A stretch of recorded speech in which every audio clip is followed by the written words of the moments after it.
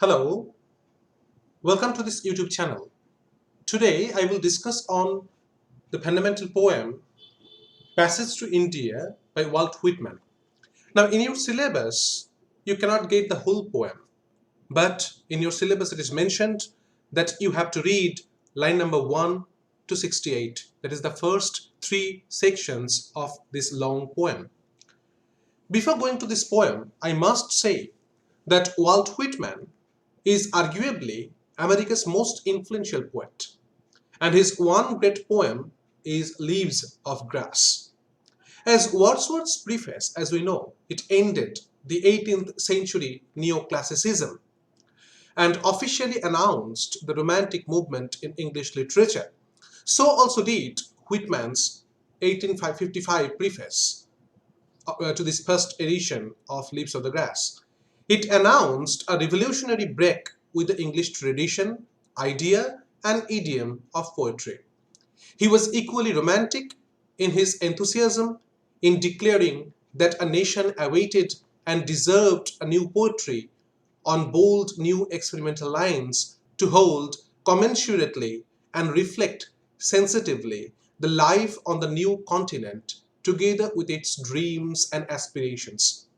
He was also a romantic in his loving vision of a glorious America, teeming with robust millions who are scientific, democratic, and potential leaders of the world. Whitman was writing the poem during the time when the world had already experienced three great technological feats, as we know.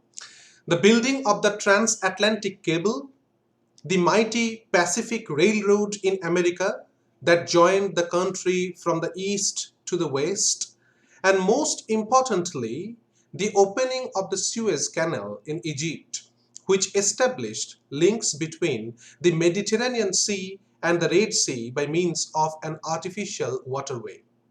It sped up the commerce between Europe and Asia, besides carrying the potential for transcultural association. Walt Whitman, who was a realist as much as a transcendentalist, he envisioned a possible brotherhood between people of distant lands. In his eyes, we see these scientific advancements were a great step forward in time. This he celebrates in his particular poem, A Passage to India. Now, what happens to be a truth, you see, that when we read this particular poem, that is A Passage to India, fundamentally the question comes to our mind, why Whitman, an American, he is trying to glorify America, but the name of this, a title of this particular poem is Passage to India.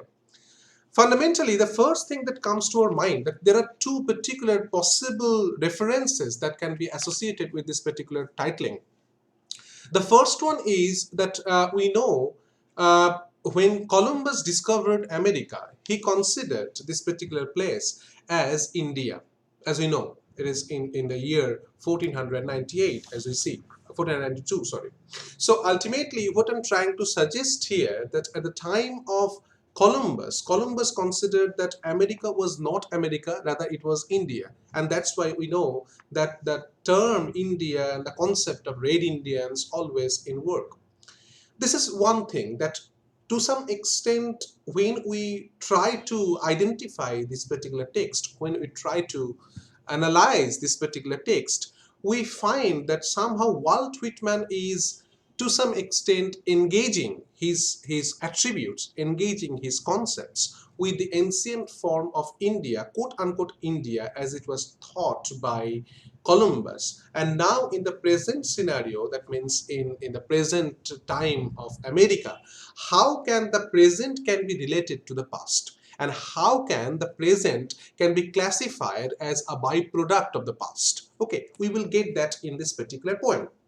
The another important issue that this particular poem actually indicates, that is very significant and very important here, that I must say, that you know that to the Westerners, always India is to be considered as a particular place where you can get salvation. Yes, ultimately we know that East is always being considered as a fundamental place where you can find some celestial references are taken place, because in the eastern part, as you can know, that there are ample references of some spiritual perspectives to be working. And that's why when Walt Whitman is making the title as Passage to India, it can also signify that a particular kind of a thrust for spiritualism, or rather Whitman's urge to get some spiritual thinking, to get some spiritual references. That's why Whitman is titling this particular poem as Passage to India. Now, what happens, that that means so far as the temperamental aspects of this particular poem is concerned, we will find that in this particular poem, at one point, Whitman is referring to India as a means of salvation, as a means of spiritualism. At another point, he is trying to recreate the past experiences that Columbus failed, and that's why there is a kind of a resurgence, there is a kind of a close relation between America and India regarding its name. And at the same time, we can find some transcendental orientations are always in work in this particular poem, that is Passage to India. We will get that while we will go through the text properly, but here we will go through the first three stanzas of the poem. So that's why whenever we read this particular poem, that is A Passage to India or Passage to India by Walt Whitman, we need to clarify what are the basic temperamental aspects that Whitman is propagating through this particular poem and how these are being applicable. Okay, in this particular poem, as we can see, that there are ample references where that the fables have been taken care of, how Whitman is positing, how Whitman is showing that these scientific advancements or technological advancements make it clear that how Asia can be related with Africa, or how America can be related with Asia, you see. So there is a kind of a divine design that Whitman is trying to propagate here. That means it is not simple a matter of coincidence, okay? Rather, it was a divine design that was created before, and now it is the present time, with the help of these technological advancements, with the help of these technical advancements, we can find that these are interlocuting, you see. Okay, a kind of a combining rituals and cultures and thought processes. Okay, all these things are actually leading the Americans that Whitman is trying to propagate here towards some positive future that he is trying to bring. So at one point, the poem has to be treated as a say realist poem, okay, because it is actually showing all these things. At another point, you will find that he's somehow some spiritual glimpses are there, and that's why you can find from realistic plane it is actually moving towards something spiritual, and it transcends in this form. So that's why we can attach the term like transcendentalism with this particular poem.